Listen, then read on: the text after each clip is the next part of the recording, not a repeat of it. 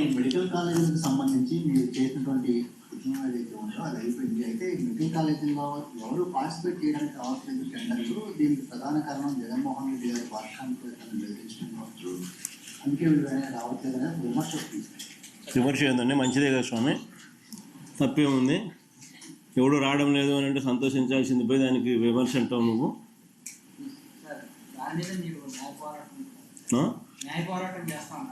న్యాయ పోరాటంలో భాగంగా ఈరోజు నేను కోర్టులో నేను అడ్మిట్ కూడా అయింది కదా. మొత్తం 1,000 సంతకాలకు సంబంధించిన ప్రజల వాయిస్ను నిన్న వైఎస్ఆర్సీపీ అఫీషియల్గా కోర్టు ఫైల్ చేసింది. కోర్టు దాన్ని యాక్సెప్ట్ చేసింది. 6 వారాల్లో గవర్నమెంట్ స్పందించారని చెప్పి గవర్నమెంట్కి కూడా సమన్లు పంపించింది. That cases going on in the court. ఇది biggest scam of the decade. నిజంగా చెప్పాలని అంటే అసలు ఎక్కడైనా కూడా మెడికల్ కాలేజీలను కట్టినవి, ఆల్మోస్ట్ అయిపోయే పరిస్థితిలో ఉన్నవి, సగం కట్టినవి ఎక్కడైనా కూడా ఫ్రీగా ఇవ్వడమే కాకుండా ఆ ఫ్రీగా ఇచ్చిన దాంట్లో సంతృప్తి చెందక ఆ జీతాలు కూడా 2 ఏళ్ల పాటు ఆ మెడికల్ కాలేజీలు నడపడానికి సంబంధించిన జీతాలు కూడా సంవత్సరానికి 60 కోట్ల రూపాయలు, 2 ఏళ్లకు 120 కోట్లు ఒక్కొక్క కాలేజీకి అయ్యే ఖర్చు ఈయన ఇస్తాడంట ఎదురు వాళ్ళకు.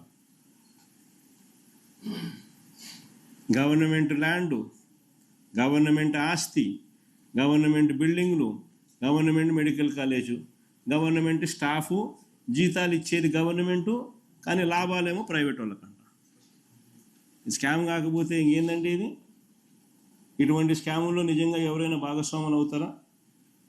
గవర్నమెంట్ ఆఫ్ ఇండియా ఏదైనా కూడా ఎప్పుడూ కూడా కొత్త మెడికల్ కాలేజీలు ఎవరైనా పెట్టాలనుకుంటే కొత్తగా మీరు పెట్టుకోండి, అప్లికేషన్ని మీకు ఇస్తారు. అదొక పద్ధతి. కొత్తగా నువ్వు పెట్టాలనుకుంటున్నావు అనుకో, కొత్తగా అప్లికేషన్ పెట్టుకో వేరే చోట. నువ్వంతకు నువ్వే భూములు కొనుక్కో, నువ్వంతకు నువ్వే బిల్డింగులు కట్టుకో, నువ్వంతకు నువ్వే అన్ని రకాలుగా అన్నీ చేసుకో. గవర్నమెంట్ నీకు సపోర్ట్ చేస్తుంది. ఏది? పర్మిషన్ల పరంగా. అదొక పద్ధతి. అది ఏ గవర్నమెంట్ అయినా సపోర్ట్ చేస్తుంది.